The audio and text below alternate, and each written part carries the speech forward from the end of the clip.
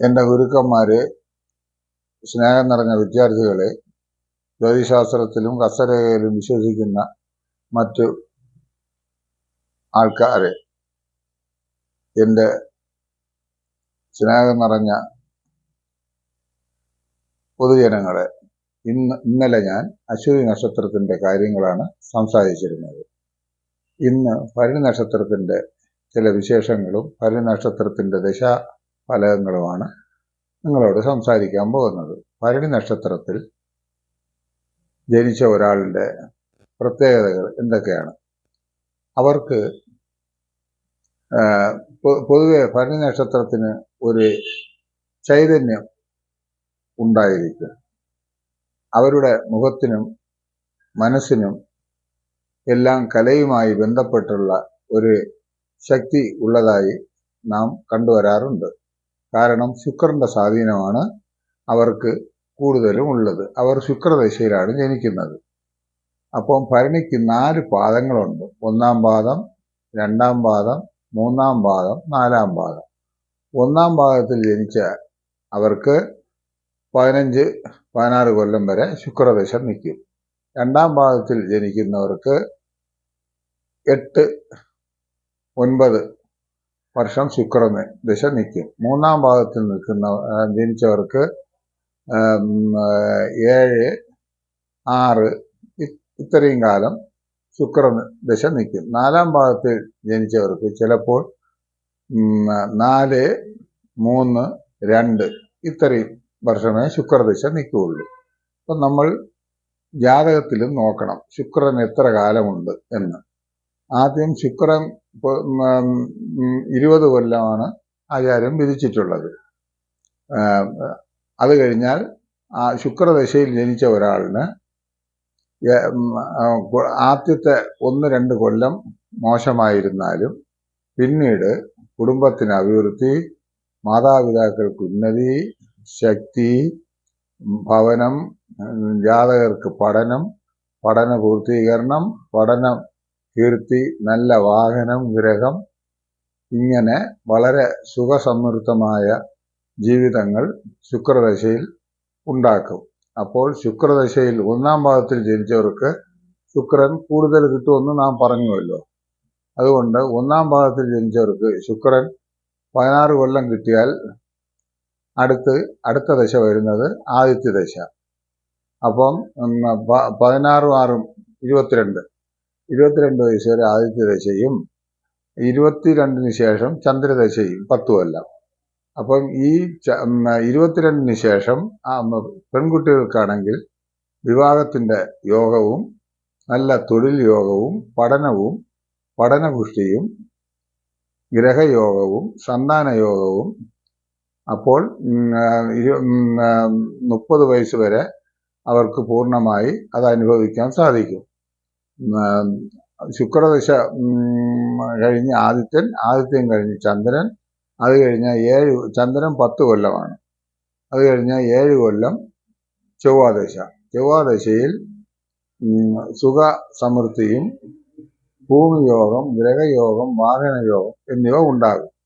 ചൊവ്വ മോശപ്പെട്ട സ്ഥിതിയിലാണെങ്കിൽ 7-ലോ 8-ലോ നിൽക്കുകയാണെങ്കിൽ ഭാര്യയും ഭർത്താവും തമ്മിൽ മാറി തൊഴിൽ ചെയ്യുകയോ മാറി സ്ഥലങ്ങളിൽ നിൽക്കുകയോ സ്ഥലം മാറ്റം വന്ന് മാറിപ്പോവുകയോ ചെയ്യുന്നു. അങ്ങനെ ചൊവ്വ 7 കൊല്ലം.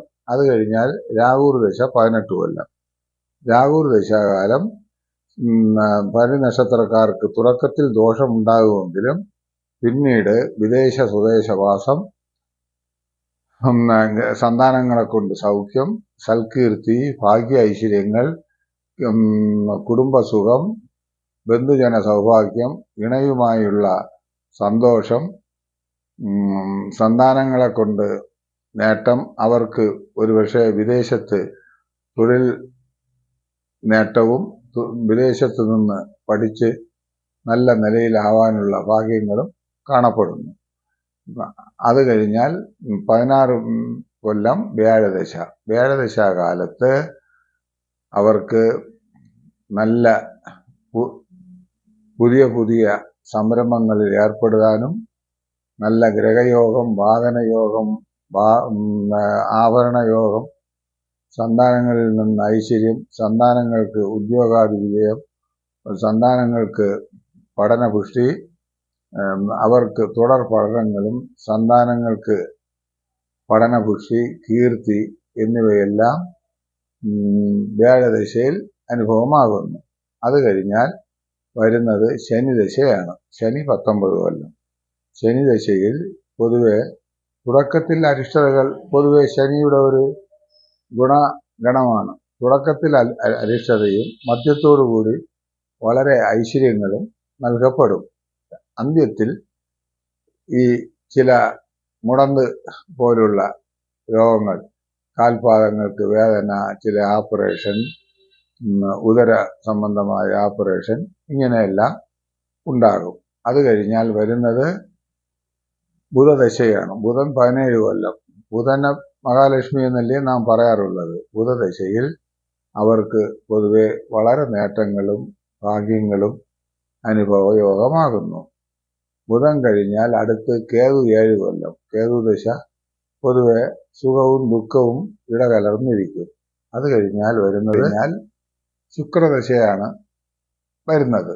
അതായത് ശുക്രദശയിലാണല്ലോ ഭരണി നക്ഷത്രം ജാതകർ ജനിക്കുന്നത്. അപ്പോൾ എനിക്ക് 2-3 കാര്യങ്ങൾ കൂടെ ഭരണി നക്ഷത്രത്തെ പറ്റി പറയാനുണ്ട്. 4 പാദങ്ങളാണല്ലോ ഭരണിക്കുള്ളത്. ആദ്യത്തെ പാദത്തിൽ ജനിക്കുന്നവർക്ക് ആദ്യകാലങ്ങളിൽ 3 കൊല്ലം കുടുംബത്തിന് അല്പ അരിഷ്ടതകൾ കൊടുക്കും. പിന്നീട് വളരെ ഐശ്വര്യങ്ങൾ അവർക്ക് നൽകപ്പെടും. 1-ാം പാദത്തിൽ ജനിക്കുന്നവർക്ക് കാൽപാദങ്ങൾക്ക് ചില വൈകല്യങ്ങൾ കണ്ടുവരാറുണ്ട്. എല്ലാവർക്കും വേണമെന്നില്ല. അതുപോലെ 2-ാം പാദത്തിൽ ജനിക്കുന്നവർ കുടുംബസ്നേഹികളും ധൈര്യമുള്ളവരും കുടുംബത്തെ നിയന്ത്രിക്കാൻ കഴിവുള്ളവരുമായിരിക്കും. 3-ാം പാദത്തിൽ ജനിക്കുന്നവർ അവർ പിടിച്ച പിടിയാലെ അവർ പറയുന്നതെല്ലാം അവർക്കൊരു ഹരമായി സ്വീകരിക്കുകയും അവരെന്ത് കാര്യങ്ങളും ചെയ്യാനുള്ള ശക്തി അവരിലുണ്ട്. 4-ാം പാദത്തിൽ ജനിക്കുന്നവർക്ക് ആദ്യകാലങ്ങളിൽ കുടുംബത്തിന് അരിഷ്ടതകളെ ഉണ്ടാക്കും. പിന്നീട് മാതാവിനും പിതാവിനും സഹോദരങ്ങൾക്കും ഉന്നതിയെയും കൊടുക്കും. പിന്നെ ഒരു മനുഷ്യായുസ് 120 കൊല്ലമാണല്ലോ. അപ്പോൾ 120 കൊല്ലത്തെ കാര്യമാണ് ഞാൻ പറഞ്ഞത്. കരയിലെ ഏറ്റവും വലിയ ജന്തുവായ ആന 120 കൊല്ലം ജീവിക്കും. 12 വയസ്സും പിന്നെ ഈ ഉരകങ്ങൾക്ക് നൂറ്റാണ്ടുകളും ജീവിക്കുമെന്നാണ് ആചാര്യമതം. നമുക്ക് മനുഷ്യന് 120 കൊല്ലം ആയുസ് പറഞ്ഞിട്ടുണ്ടെങ്കിലും നമ്മുടെ ഇന്നത്തെ ആരോഗ്യസ്ഥിതികളും മറ്റു വച്ച് നോക്കുമ്പോൾ 120 കൊല്ലം ഒരു മനുഷ്യൻ ജീവിക്കുന്നത് അപൂർവമാണ്. എങ്കിലും ഏതാണ്ട് 80-82 വയസ്സ് വരെ നമുക്ക് ജീവിക്കാം. അപ്പോൾ നക്ഷത്രത്തിൽ ജനിച്ച ഒരാളുടെ വിവാഹം, പ്രത്യേകിച്ച് സ്ത്രീയൊക്കെയാണെങ്കിൽ 22 വയസ്സ് 23-ൽ നടക്കുന്നത് ഉത്തമം. അല്ലെങ്കിൽ 27 പോകും. പുരുഷനാണെങ്കിൽ 27-28 കാലങ്ങളിൽ വിവാഹം നടക്കും. പിന്നെ സ്ത്രീക്കും പുരുഷനും 23-22 വയസ്സിൽ ഉദ്യോഗയോഗവും സാധാരണമായി കാണാറുണ്ട്. പിന്നീട് സന്താനയോഗം, ഗ്രഹയോഗം എല്ലാം ചന്ദ്രദശയുടെ പാതയിൽ.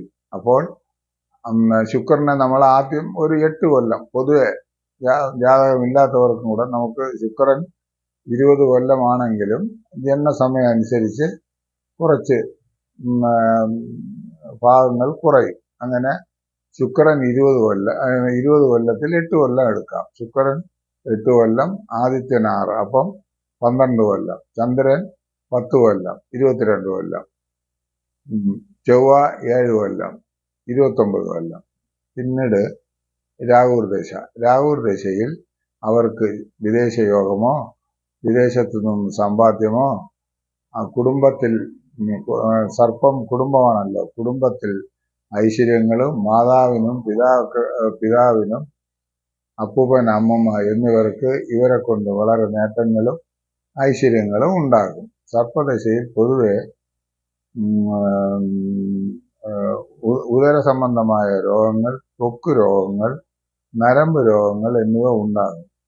എങ്കിലും അവർ സർപ്പൻ അനുകൂലമായി അവസ്ഥയിൽ വന്നു കഴിഞ്ഞാൽ അവർക്ക് ധാരാളം ധനവും സമ്പത്തും ഗ്രഹാദി യോഗങ്ങളും നൽകും. പിന്നെ അത് കഴിഞ്ഞാൽ വ്യാഴദശ. വ്യാഴൻ നാം കേട്ടിട്ടുണ്ടല്ലോ, വ്യാഴൻ എല്ലാ ഗ്രഹങ്ങളുടെയും ഈശ്വര അംശമുള്ള ഗ്രഹമാണ്. അതുകൊണ്ട് വ്യാഴദശയിൽ അവർക്ക് സന്താനങ്ങളെ കൊണ്ട് ഐശ്വര്യം, സന്താനങ്ങൾക്ക് വിവാഹാദി മംഗളകർമ്മങ്ങൾ, ഉത്തമ ഗ്രഹ നിർമ്മാണം എന്നിവയെല്ലാം വ്യാഴദശയിൽ അനുഭവം. പിന്നീട് വരുന്നത് ശനിദശയാണ്. ശനിദശ പൂർണ്ണമായി കിട്ടുമെന്ന് ഇന്നത്തെ കാലഘട്ടത്തിൽ നമുക്ക് പ്രവചിക്കാൻ സാധ്യമല്ല. ശനി കഴിഞ്ഞാൽ ബുധദശ, ബുധൻ കഴിഞ്ഞാൽ കേതുദശ. അങ്ങനെ ഈ ഭരണി നക്ഷത്രക്കാർക്ക് ഇങ്ങനെയാണ് ദശകൾ നീങ്ങുന്നത്. അവർക്ക് നല്ല ഐശ്വര്യങ്ങൾക്ക് വേണ്ടി ശുക്രദശയിലാണല്ലോ ജനിച്ചത്.